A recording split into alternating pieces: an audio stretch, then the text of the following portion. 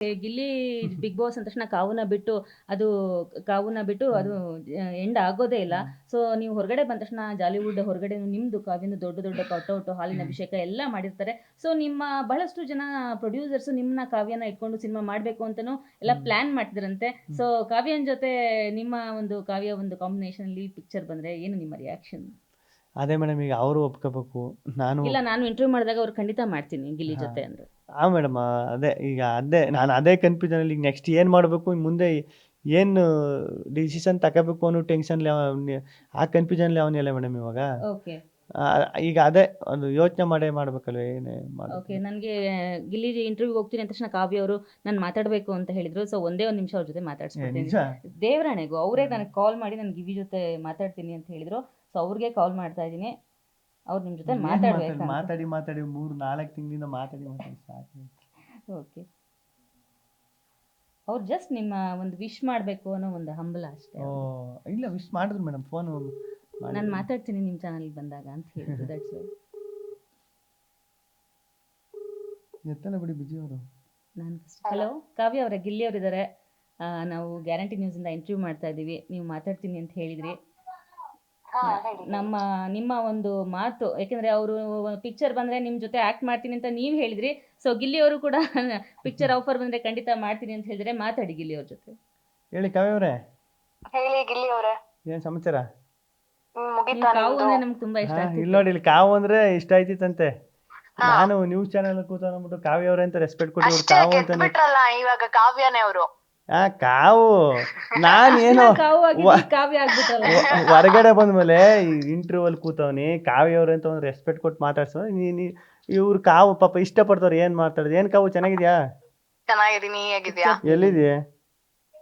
Interview. ಇನ್ನು ಮುಗ್ದಿಲ್ವ ನಿಂದು? ಇಲ್ಲಿ ಒಬ್ರು ಪ್ರೊಡ್ಯೂಸರ್ ಬಂದಿದ್ರು, 100 ಕೋಟಿ ಬಜೆಟ್ ಪ್ಯಾನ್ ಇಂಡಿಯಾ ಪಿಕ್ಚರ್ ಅಂತೆ. ಅದಕ್ಕೆ ಮಾತಾಡುವ ಅಂತ ಕಾಲ್ ಮಾಡಿ. ನೀವೇ ಹೀರೋಯಿನ್? ಅವರು ಇಲ್ಲೇ ಕೂತವ್ರೆ ಇದ್ರಲ್ಲಿ. ಗಿಲ್ಲಿ ಅವ್ರ ಕಾಲ್ ಶೀಟ್ ಸಿಗುತ್ತಾ ನೋಡಿ ಫಸ್ಟ್. ಕಾಲ್ ಸೀಟು, ಸೋಫಾ ಸೆಟ್ಟು, ಕೂತ್ಕೊಳ್ಳೋ ಸೀಟು ಎಲ್ಲ ಸಿಗ್ತದೆ. Bus stand seat, bus seat ಎಲ್ಲ. ಎಲ್ಲಿದ್ಯಾ? ಇಲ್ಲೇ ಮನೆ. ಆಫೀಸ್ಗೆ ಹೋಗಿದ್ಯಾ? ಗೊತ್ತಾಯ್ತು ನಿನ್ಗೆ? ಏನು 3 ಕೋಟಿ ರೂಪಾಯಿಂದು ಫ್ಲಾಟ್ ತಗೊಂಡು ಅಲ್ಲೇ ಮಾಡ್ತಾ ಇರೋದು. Sofa set 2.5 lakh. 3 BHK flat ಗೆ ಬಂದಿದ್ದೀವಿ ನಾವು ಇಂಟರ್ವ್ಯೂ ಮಾಡೋದಕ್ಕೆ. ಸೂಪರ್ ಗಿಲ್ಲಿ, ಕಂಗ್ರಾಚುಲೇಷನ್ಸ್ ಕಣೋ. ಎಲ್ಲಿ ತಗೊಂಡೆ? ಇದು ಇದು ಯಾವ್ದಪ್ಪ ಇದು, ಇಲ್ಲೇ ಹೇಳ್ತೀನಿ. ಆಯ್ತು. ಓಕೆ ಕಾವ್ಯ ಅವರೇ, ಫಿಲ್ಮ್ ಆಫರ್ ಬಂದ್ರೆ ರೆಡಿನಾ ನೀವು ಗಿಲ್ಲಿ ಕಾಂಬಿನೇಷನ್ ಅಲ್ಲಿ? ನೋಡೋಣ ಅವ್ರ ಕಾಲ್ ಶೀಟ್. ನಮ್ಗಿಮ್ಕೊಬಿಟ್ಟಿ ಆಮೇಲೆ ಇದನ್ನ ಮೇಡಮ್ ಹಾಕಿಕ್ಬಿಟ್ರು. ಇದನ್ನ ತಂಬ್ಲೈನ 3 ಕೋಟಿ ಫ್ಲಾಟ್ ತಕಂದ್ರು ಅಂತ ಇದ್ ಮಾಡ್ಬಿಟ್ಟು. ಸತ್ಯವಾಗ್ಲೂ ಕಾವು ಇಲ್ಲ ಇದು ಫ್ರೆಂಡ್ ಮನೆಗ್ ಬಂದಿದೆ. ಇಲ್ಲ ಪಕ್ಕ ಹಂಗೆ ಹಾಕದ್ ನೋಡ್ ತಮ್ನೇಲು. ಇವ್ರು ಲೈಟ್ ಎಲ್ಲ ನಂತರ 3 ಕೋಟಿ ಫ್ಲಾಟ್ ನಲ್ಲಿ ಇಂಟರ್ವ್ಯೂ ಮಾಡುತ್ತಿರುವ ಗಿಲ್ಲಿ ನಟ. ನನಗೆ ಅದೆಲ್ಲ ಭಯ ಐತಿರೋದು. ಲೈಟ್ ಎಲ್ಲ ತಂದಿಕ್ಕಬಿಟ್ಟು ಮ್ಯಾಲೆ ಚಿಟ್ಟ ಪಟ ಅಂತ ಸೌಂಡ್, ಮ್ಯಾಲೆ ಬೌನ್ಸ್ ಕೊಟ್ಬಿಟ್ಟು ಲೈಟ್ ಎಲ್ಲ ಈಟ್ಗೆಲ್ಲ ಪಟ ಅಂತ ಸೌಂಡ್ ಬರ್ತದೆ. ಆ ಓನರ್ ಬಂದು ಎಲ್ಲ ಹೊಡೆದೋಡ್ಸೋರು ಅಂತ ಭಯ ಆಯ್ತಾ ಇದಾರೆ ನನಗೆ.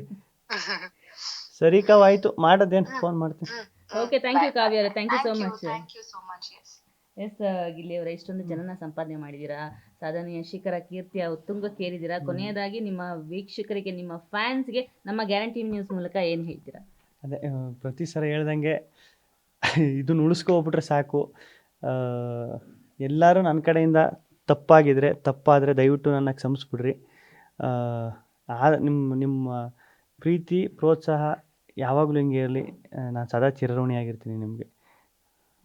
ಗಿಲ್ಲಿ ಅವರೇ, ಈ ಒಂದು ಬಿಗ್ ಬಾಸ್ ಟ್ರೋಫಿ ಅಷ್ಟೇ ಅಲ್ಲ, ಇಂಥ ನೂರಾರು ಟ್ರೋಫಿಗಳು, ನೂರಾರು ಪ್ರಶಸ್ತಿಗಳು ನಿಮ್ಮನ್ನು ಹುಡ್ಕೊಂಬರ್ಲಿ. ನಿಮ್ಮಲ್ಲಿ ಅಷ್ಟು ಒಂದು ಟ್ಯಾಲೆಂಟ್ ಇದೆ. ಅಷ್ಟು ಒಂದು ಟ್ಯಾಲೆಂಟು ನಿಮಗೆ ಕಲಾ ಸರಸ್ವತಿ ಒಲಿದಿದ್ದಾಳೆ. ಈ ಟ್ಯಾಲೆಂಟ್ ನಿಮ್ಮನ್ನ ಇನ್ನೂ ಎತ್ತರಕ್ಕೆ ಕೊಂಡೋಗ್ಲಿ ಅನ್ನೋದು ಎಲ್ಲ ಅಭಿಮಾನಿ, ನಮ್ಮೊಬ್ಬರ ಆಸೆ ಅಲ್ಲ, ಎಲ್ಲ ಅಭಿಮಾನಿಗಳ ಆಸೆ ಕೂಡ ಆಗಿದೆ. ಸೊ ಇಂಥ ಟ್ರೋಫಿ ಇನ್ನೂ ಹೆಚ್ಚೆಚ್ಚು ಸಿಗಲಿ. ನಿಮ್ಮ ಮುಂದಿನ ಜೀವನ, ಸಿನಿಮಾ ಜೀವನ, ಸೀರಿಯಲ್ ಜೀವನ ಎಲ್ಲದಕ್ಕೂ ಒಳ್ಳೆಯದಾಗಲಿ ಅಂತ ನಾವು ವಿಶ್ ಮಾಡ್ತಾ ಇದ್ದೀವಿ. ಥ್ಯಾಂಕ್ ಯು ಸೋ ಮಚ್ ನಮ್ಮ ಗ್ಯಾರಂಟಿ ನ್ಯೂಸ್ ಜೊತೆ ಮಾತನಾಡಿದ್ದಕ್ಕೆ.